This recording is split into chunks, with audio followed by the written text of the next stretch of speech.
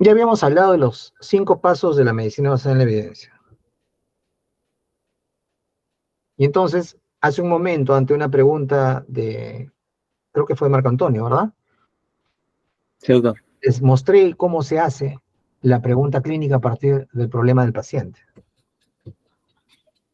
Y les dije que deberíamos, en este momento, esa pregunta, saber si es una pregunta de diagnóstico, de tratamiento, de pronóstico o de etiología o daño. Ese es el primer paso para hacer medicina basada en la evidencia. Transportar el problema de nuestro paciente en una pregunta. Esas preguntas se llaman preguntas clínicas, preguntas PICO, porque es el acrónimo de la pregunta, y son las que constituyen el primer paso para poder hacer medicina basada en la evidencia.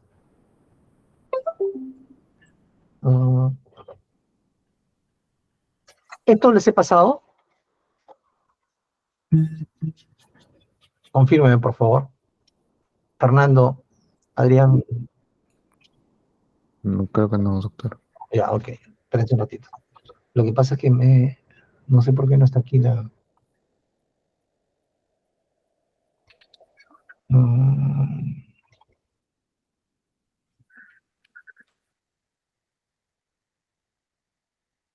Espérense un ratito.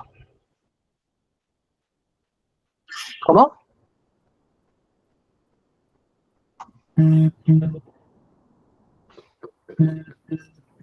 Espérate un ratito. Es que esto tiene que ser en orden, porque si no se van a confundir.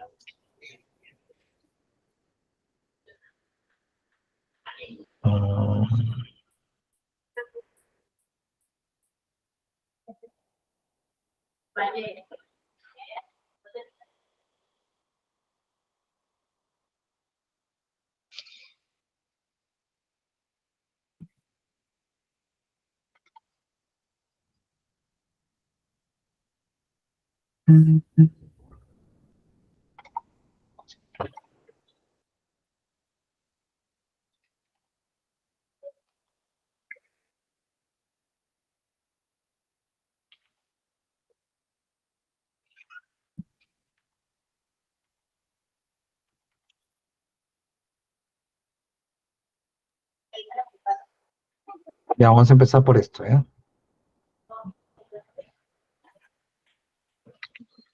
¿Esto les he pasado?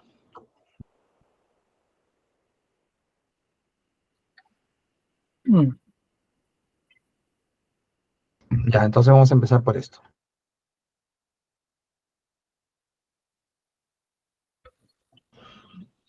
Ok. Y esto se aplica a todos los estudiantes de medicina, ¿no? Entonces, siempre tenemos dudas. Y ustedes más, porque recién están entrando a la parte clínica. Y entonces, estos son los resultados de un estudio del año 85, publicado en Annals of Internal Medicine,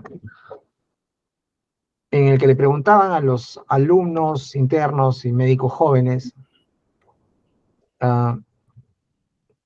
cuántas veces tenían dudas, y decían 2 veces por semana, y qué era lo que hacían o qué era lo que leían para resolver esas dudas, y decían leemos libros y o revistas médicas.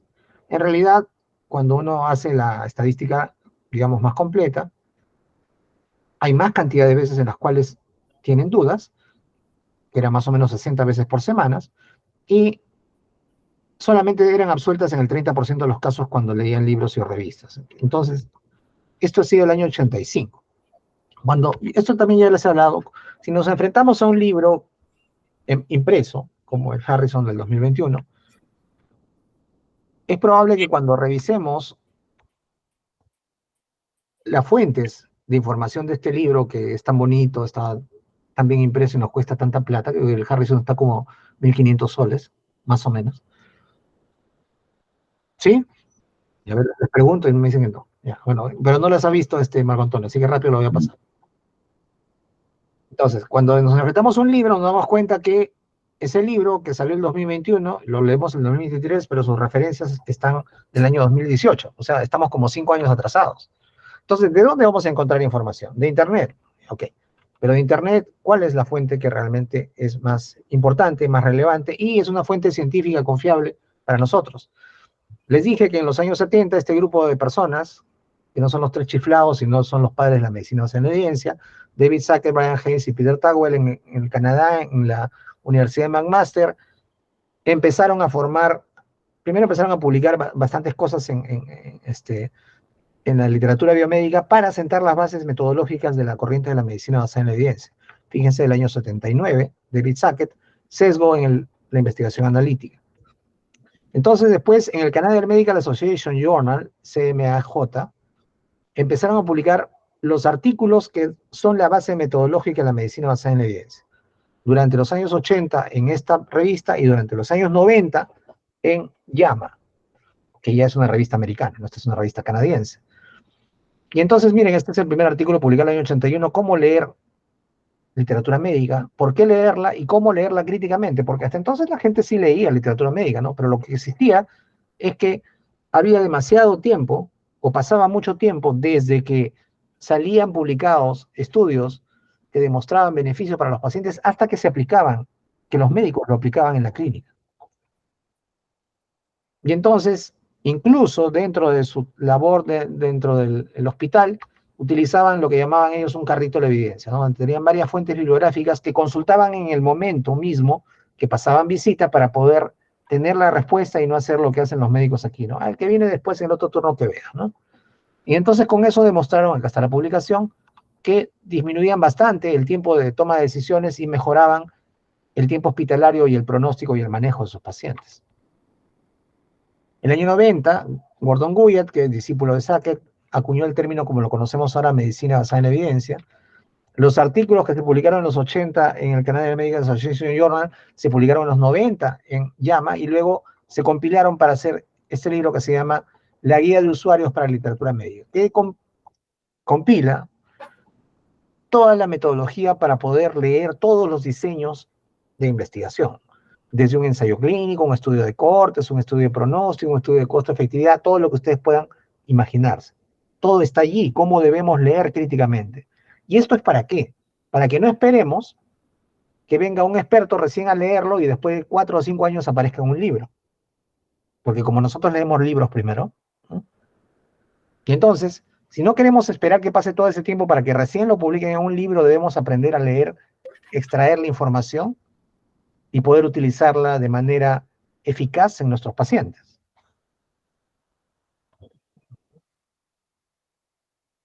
Perdón un ratito.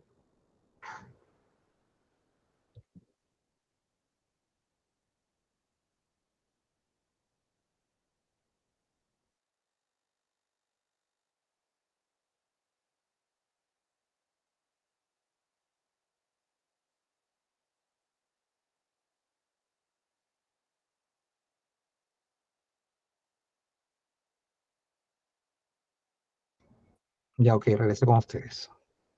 Entonces, estos son los conceptos de la medicina basada en la evidencia. Me voy a quedar con el segundo, que es la integración de la mejor evidencia científica.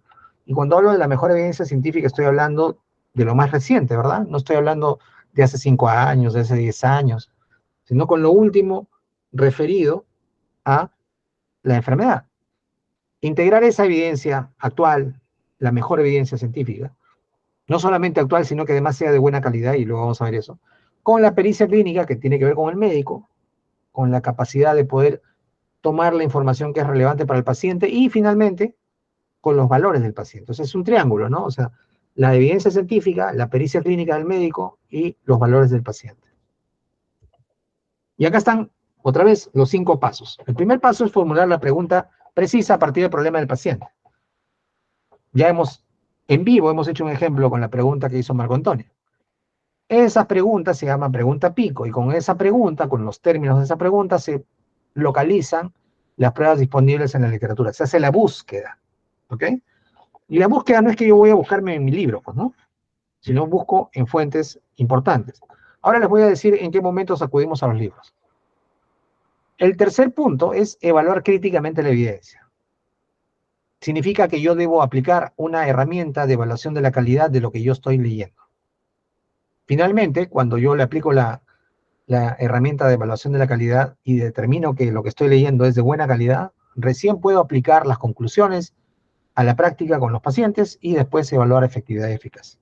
Así se hace medicina basada en la evidencia y nació para pacientes de verdad, reales, y por médicos clínicos, y así se debe seguir utilizando. Pero además nosotros lo utilizamos pues para tomar decisiones en salud pública, para, para generar políticas de salud, etc. La modalidad o las modalidades, cómo se puede incorporar la evidencia en la práctica son varias. Las dos primeras son las recomendadas, la última está en rojo porque eso es lo que no debemos hacer.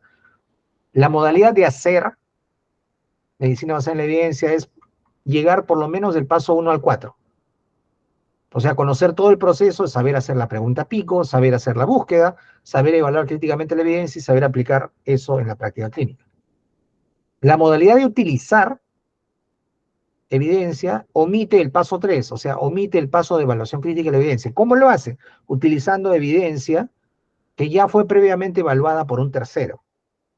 Ese tercero tiene que ser alguien confiable, alguien con credenciales de experto en medicina basada en la evidencia o instituciones sólidas que realizan evaluaciones críticas de evidencia científica y publican resúmenes basados en la evidencia. Y la modalidad 3 que no hay que hacer es solamente repetir. No hago ni el paso 2 y 3, solamente me planteo la pregunta y voy y le pregunto al doctor Chipana, ¿qué hacemos?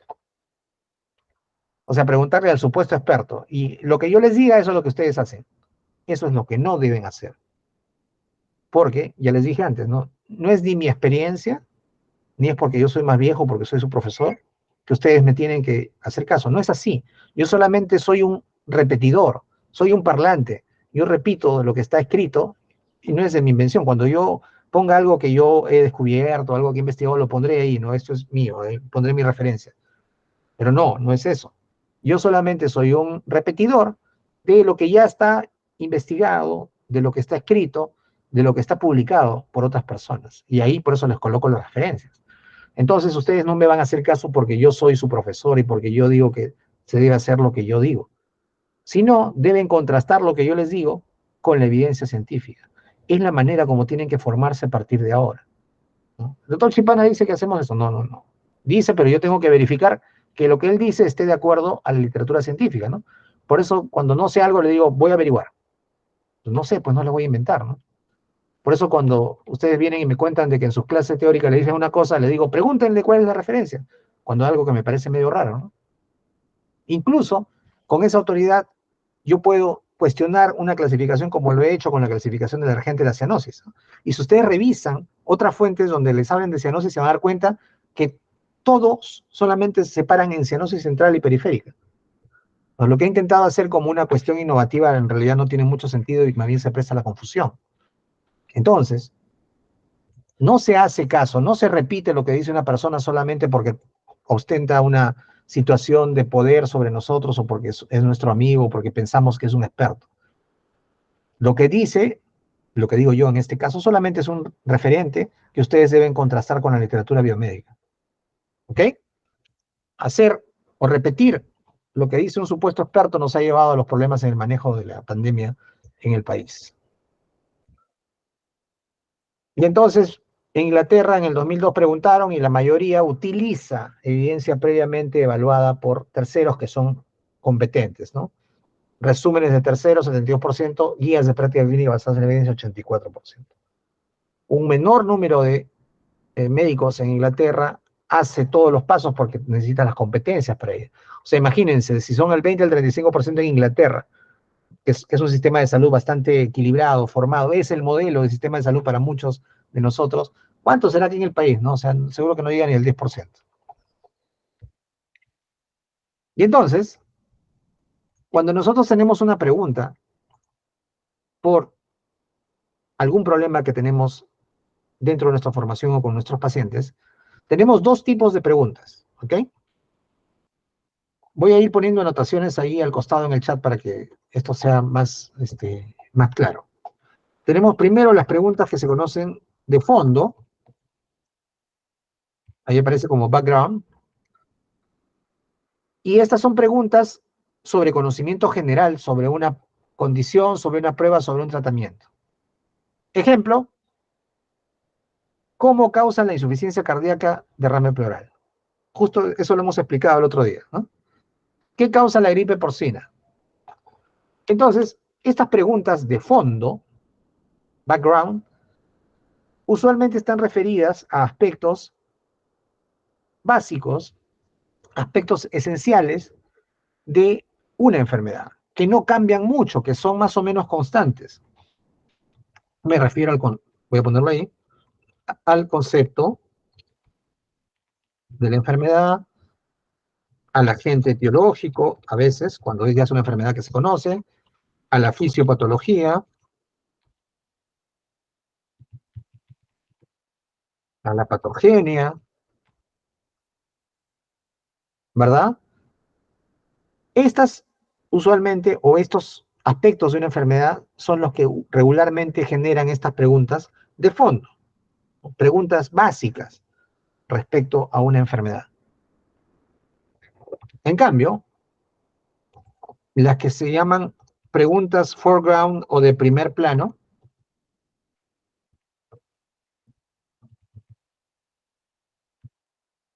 son preguntas que requieren conocimiento específico para informar decisiones clínicas o acciones. Estas son las preguntas que nosotros llamamos preguntas pico. Estas preguntas regularmente están referidas a aspectos de diagnóstico, de tratamiento, de pronóstico. ¿Por qué? Porque es en estos aspectos donde la información cambia constantemente. Para el diagnóstico estamos en constante búsqueda de métodos más rápidos, más efectivos y más baratos, ¿verdad? Para el tratamiento estamos en pos de tratamientos más efectivos, de mayor alcance y, si es posible, más baratos, aunque la verdad es que cada vez que sale uno nuevo es más caro. Y para el pronóstico estamos en la búsqueda de determinar, de detectar factores que nos permitan intervenir más temprano en una enfermedad, ¿no? Y el ejemplo claro es lo que les he dicho, ¿no? Que ya no vemos enfermedades evolucionando en estadios avanzados, ya intervenimos rápidamente en el curso natural de una enfermedad y como consecuencia de ello cada vez tenemos menos signos y síntomas clásicos que enseñarle a ustedes, ¿no? Afortunadamente. Entonces, hay dos diferencias importantes en estos tipos de preguntas. Mientras estas preguntas de fondo son preguntas generales sobre aspectos que no cambian mucho de una enfermedad, las otras preguntas de primer plano están referidas a aspectos muy cambiantes dentro de una enfermedad. Básicamente, diagnóstico, tratamiento y pronóstico. ¿Ok? Cuando uno empieza, como ustedes están en su primera etapa de aproximarse a la medicina clínica, ustedes tienen más preguntas de fondo que preguntas de primer plano, ¿no? Ustedes están preguntando, ¿por qué esto es así? ¿Por qué ocurre el derrame pleural? ¿Qué pasa cuando esto? O sea, todas esas cosas son preguntas de fondo, ¿ok? Es lógico que cuando uno empieza su conocimiento, su viaje en la medicina clínica, tenga muchas preguntas de fondo. Eso es lo normal. Por eso este gráfico se expresa de esa manera, ¿no? En el punto A yo soy un newbie, como ustedes, un estudiante de medicina que recién está empezando y casi todas mis preguntas son preguntas de fondo. Pero todavía tengo preguntas de primer plano. Todavía ustedes me preguntan, ¿qué tenía que hacer con el paciente? ¿Por qué le dio este tratamiento? ¿Por qué dice usted que no sirve? Esas son preguntas de primer plano. Conforme pasa un médico evolucionando al estadio B y al estadio C, que se supone que debería estar yo, pero yo diría que estoy entre el B y el C todavía, tenemos menos preguntas de fondo y muchas preguntas de primer plano, porque yo estoy más interesado, por ejemplo, en el diagnóstico, en el pronóstico y el tratamiento. Sin embargo, nunca dejo de tener preguntas de fondo. De hecho, con ustedes tengo que revisar enfermedades que no reviso regularmente por mi especialidad. Y entonces me tengo que hacer mi revisión. Todos los días yo leo casi los mismos libros que ustedes deberían leer. Espero que ustedes lean más que yo, pero a veces me doy cuenta que yo leo más que ustedes, cuando debería ser al revés. Entonces yo tengo que leer de enfermedades que no veo regularmente, que me acuerdo de mis años de pregrado, pero que tengo que revisar a fondo para poder darle los puntos importantes a ustedes. Entonces tengo que nuevamente repreguntarme algunas cosas que no había aprendido bien. ¿Ok? Por ejemplo, a mí no me habían enseñado tan bien la cianosis como yo se les he enseñado a ustedes. Yo recuerdo que la explicación que me hicieron fue tan vaga que tenía la fisiopatología ahí medio enterrada y con conceptos medio cerrados. Entonces, me he demorado para dictarle a ustedes cianosis porque he tenido que leer bastante para entenderlo bien yo y poder entender, hacer que ustedes entiendan. Entonces, todavía yo, a pesar de mis años de experiencia, puedo decir que muchas cosas todavía no las conozco bien o tengo que repasarlas. Y es normal, pues, o sea, la memoria se va. No es algo vergonzoso de admitir. Yo necesito ayuda de memoria. Ustedes todavía están frescos, pues no están con una mente como una esponja que absorben todo. Pero yo ya necesito repasar muchas cosas y para eso me sirve justamente tener alumnos, porque estoy obligado a seguir actualizándome, a seguir repasando, a seguir leyendo, y eso va en beneficio de ustedes, ¿no? Entonces, este gráfico lo que trata de mostrar es eso, de que conforme uno va avanzando en la experiencia de una patología o una enfermedad, va cambiando de las preguntas de fondo a las preguntas de primer plano, pero siempre se va a preguntar todavía algunas cosas de fondo, y a la inversa, el inexperto todavía va a tener además preguntas de primer plano. ¿Ok? El conocimiento o la necesidad de conocimiento depende de la experiencia con la condición. Y bueno, vamos a pasar esto. Vamos a concentrarnos en estos 4 tipos de preguntas, que son las más frecuentes en el ámbito clínico. Las preguntas de diagnóstico, las preguntas de pronóstico, las preguntas de daño o etiología y las preguntas de tratamiento o prevención. Y aquí está lo que les dije a ustedes de manera informal hace un momento, ¿no? Y aquí estamos hablando básicamente de preguntas pico que yo hago de diagnóstico, de pronóstico, de daño y de tratamiento o prevención. Entonces, cada una de estas preguntas, cada uno de estos tipos de preguntas, tiene un diseño que responde este tipo de preguntas. Y es lo que yo debería buscar, si soy investigador, debería buscar qué hacer ese diseño para cuando tengo yo una pregunta de este tipo. Y es el tipo de artículos que yo debería buscar cuando yo como investigador o como médico clínico estoy buscando responder una pregunta de este tipo, ¿no? Y hace un momento hicimos un ejemplo, ¿no? De una pregunta de tratamiento o prevención, ¿no? ¿De qué fue? ¿Referida a qué medicamento?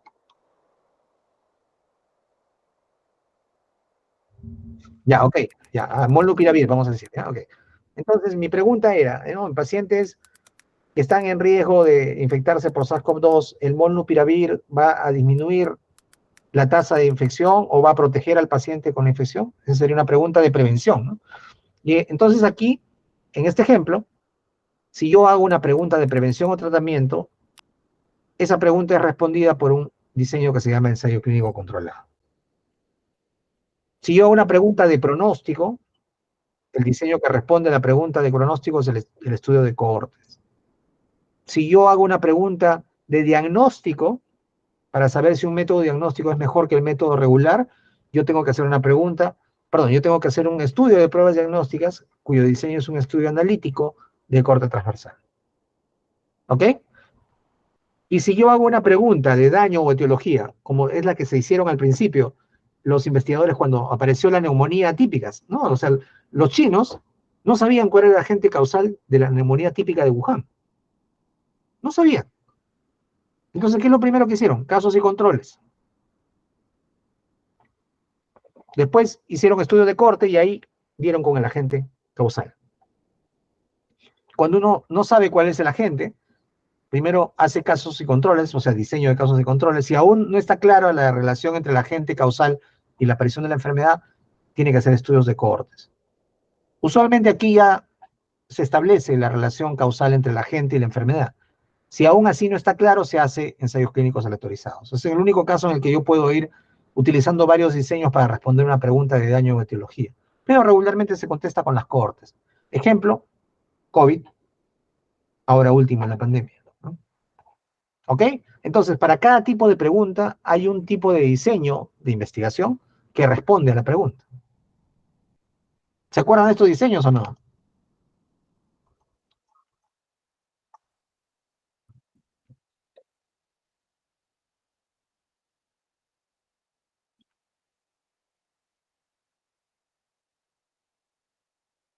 Me refiero a los diseños de investigación. ¿Se acuerdan de los diseños de investigación o no? O les estoy hablando en chino. Sí, sí. Sí,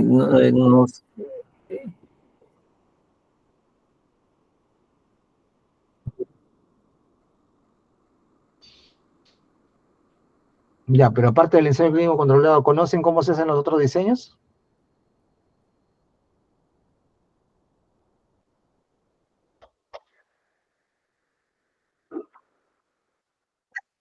¿Te suena nada más? Ya, a ver, vamos a hacer... sí, me parece también haberlo visto cuando llamamos esto estadística. ¿Les parece? Ya. Sí, no, sí, sí he visto ese, ¿cómo se llama? La estadística y otro curso también, pero sí, Ya, vagamente, ¿no? vagamente. Entonces, ustedes, si vagamente no tienen que aprenderlo, pues mejor que lo aprendan bien ahora acá, para que después cuando sean médicos no sufran y no sé, cuando les mandan leer algo de literatura no sepan, o sea, sepan lo que están leyendo y no tengan problemas para interpretar los resultados, porque es lo que ocurre, terminan la carrera, son médicos, yo les doy, lean esta revisión sistemática, díganme si voy a usar o no voy a usar lo que dice esa revisión y cuál es la conclusión. Y no saben. Eso es justamente lectura crítica. Eso es lo que propugna la medicina basada en la evidencia. Que ustedes tengan las competencias para poder leer críticamente la literatura médica. Para que no esperen a que venga el doctor Chipán y les diga, sí, esto sirve, esto van a usarlo, se va a hacer así. No, para que ustedes lo hagan por ustedes mismos. Eso es lo que propugna la medicina basada en la evidencia. Que ustedes tomen sus decisiones informadas. Que no esperen a que venga un experto supuesto a decirles, sí, mira, como salió aquí, yo lo puedo utilizar. ¿Por qué? Porque esto es así, así. La respuesta está en nosotros, o sea, deberíamos tener las competencias para poder responder esas preguntas. Rápidamente les voy a poner un gráfico que resume todos los diseños de investigación cuantitativa que utilizamos regularmente en medicina. ¿Ok? Si algo tienen que aprender bien es esto, solo este gráfico. Esto resume todo metodología de investigación. Ahí está la referencia, miren, anótenla, tomen la foto, todo, para que lean el artículo. Los estudios se subdividen tomando en cuenta varios criterios. Y avanzando en este fluxograma podemos darle nombre y apellido sin ningún tipo de problemas. Primero, lo que debemos preguntarnos cuando leemos un estudio es si el investigador asigna la exposición. Si el investigador no asigna ninguna exposición, están viendo la diapositiva, ¿verdad? Sí, claro. Ya. Si el investigador no asigna, si el investigador asigna la exposición, hay solamente dos alternativas, ¿no? Si el investigador asigna la exposición, estamos hablando de un estudio experimental. Si no asigna la exposición, estamos hablando de un estudio observacional. Dentro de los estudios experimentales, tenemos que ver si hay aleatorización o randomización. Randomización es una palabra en castellano, ¿no? O sea, es una castellanización del inglés que es randomization. La aleatorización es la palabra en castellano. Bueno, si hay aleatorización o randomización, entonces es un ensayo clínico controlado aleatorizado. Y se acabó. Si no hay aleatorización, es un ensayo clínico no aleatorizado. Y acabamos con el brazo de estudios experimentales. ¿Ok? Estamos hablando de experimentación en humanos, ¿ah? ¿No? En animales sí hay estudios experimentales puros, ¿no? Estamos hablando de estudios, diseño de investigación cuantitativa en humanos, no en animales. Entonces, si el investigador asigna la exposición, es un estudio experimental. Si hay aleatorización, es un ensayo clínico controlado aleatorizado. Si no, es un ensayo clínico no aleatorizado. Y se acabó. Y se acabaron los estudios experimentales. Si el investigador no asigna la exposición, si la exposición ya está presente cuando el investigador investiga, son estudios observacionales. Todo este grupo que está acá son estudios observacionales. Y luego tenemos que averiguar si hay grupo de comparación, o sea, si hay dos grupos de pacientes. Si no hay grupo de comparación, si solamente hay un grupo, ese es un estudio descriptivo. ¿Ok? O sea, un estudio descriptivo es un estudio observacional sin grupo de comparación. Así de simple. ¿Cómo van a saber eso? Tienen que leer pues, la metodología. Por eso es que lo más importante cuando ustedes lean un estudio es leer la metodología. Porque lo primero que tienen que saber es qué tipo de estudio es. No lean el abstracto ni las conclusiones, lean la metodología. Tienen que saber primero qué tipo de estudios están leyendo, para que sepan para qué sirven los resultados. Y además, cuando lean la metodología se van a dar cuenta si está bien hecho o no. Así no pierden tiempo leyendo todo el artículo cuando no sirve. ¿Ok? Entonces, cuando el investigador no asigna la exposición es un estudio observacional, si no hay grupo de comparación es un estudio descriptivo. ¿Qué es un estudio descriptivo?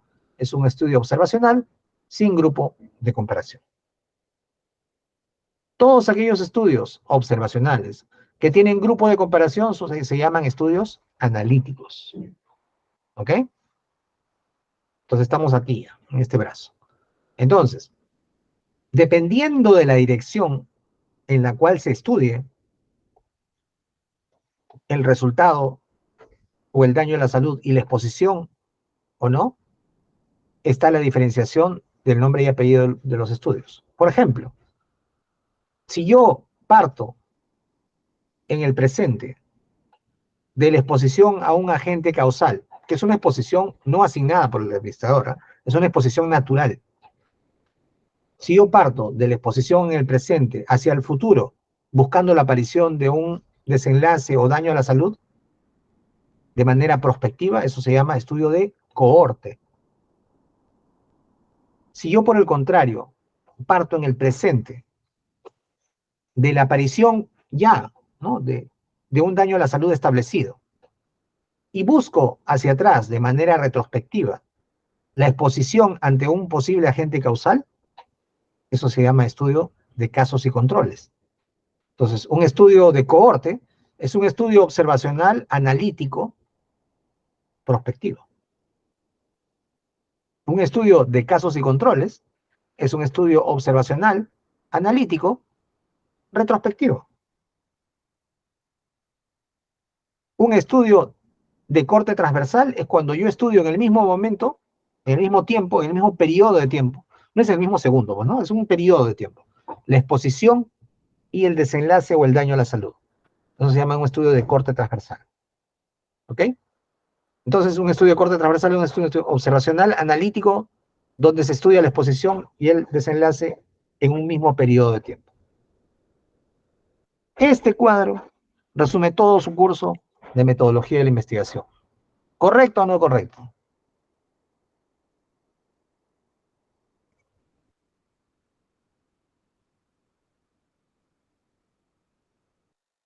No, retrospectivo, las cortes no son retrospectivas.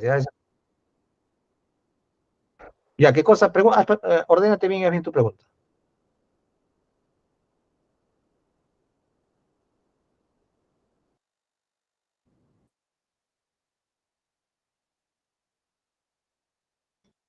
Bueno, si tú no sabes, yo cómo voy a saber.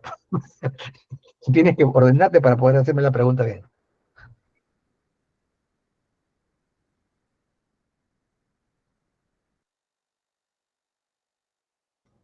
No, yo parto del daño a la salud en el presente y busco de manera retrospectiva el antecedente de exposición a un agente causal.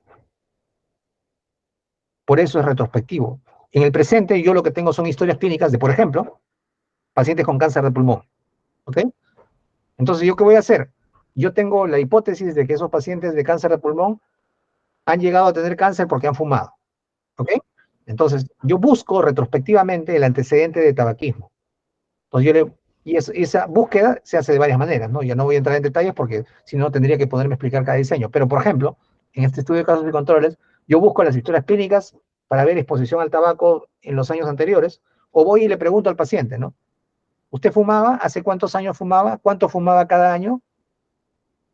Como ustedes se dan cuenta, en un estudio retrospectivo como el de casos y controles hay mucha fuente de error, porque dependo de la memoria del paciente y de los registros anteriores. Entonces, por eso es que los estudios prospectivos, que se estudian de manera prospectiva, del presente hacia el futuro, son mucho más controlables, porque yo controlo la información.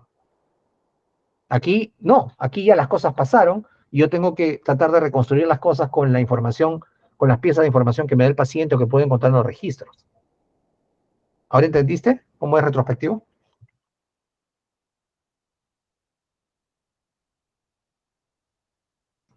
Claro, Un diseño de casos y controles, ¿no? O sea, los pacientes que ya tienen COVID voy a buscar a qué se expusieron, ¿no? O sea, ¿dónde estuvieron? Estuvieron por el mercado de Wuhan. Voy a buscar ahí muestras, ¿no? ¿Qué pasó? ¿Quién más cómo se desencadenó la cadena epidemiológica?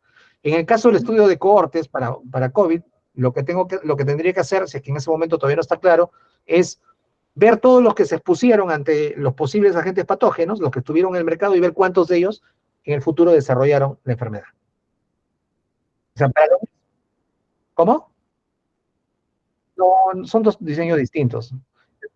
Son diseños distintos. No puede, o sea, en algunos casos sí puedes utilizar ambos diseños para una enfermedad, en otros casos no.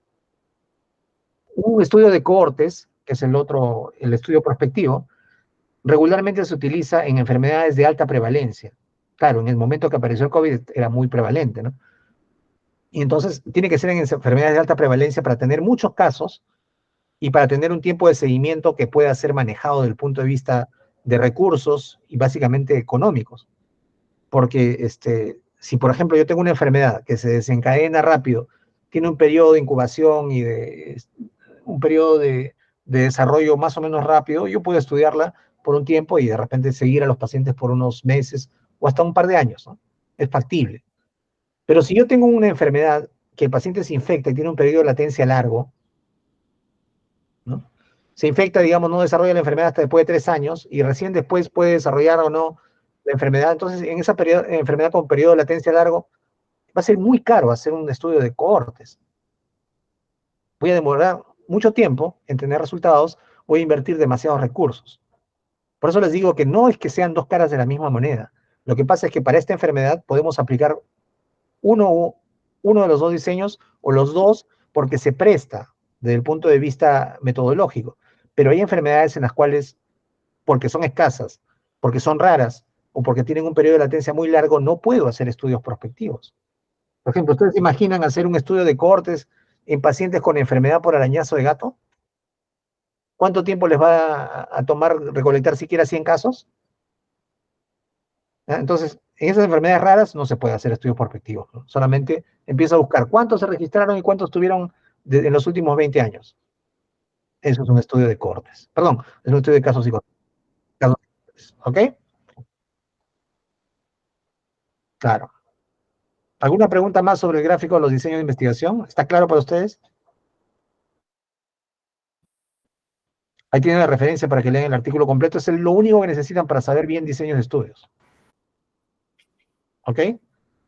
Ya, listo. Doctor, gracias. Sí, doctor. Sí, doctor.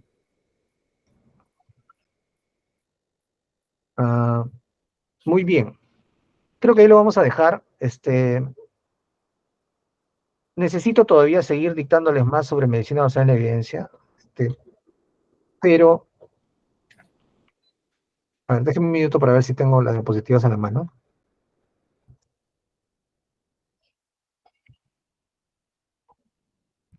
No, vamos a manejarlo en el otro seminario que tengamos, vamos a avanzar, o en un día de semana, vamos a avanzar más con la teoría, porque de aquí viene una parte que es más o menos importante, que ustedes tienen que aprender a plantear la pregunta y luego ver la pirámide de evidencia. Ok, vamos a pasar a lo que es costumbre con nosotros. Les voy a mandar, abran sus cámaras, por favor.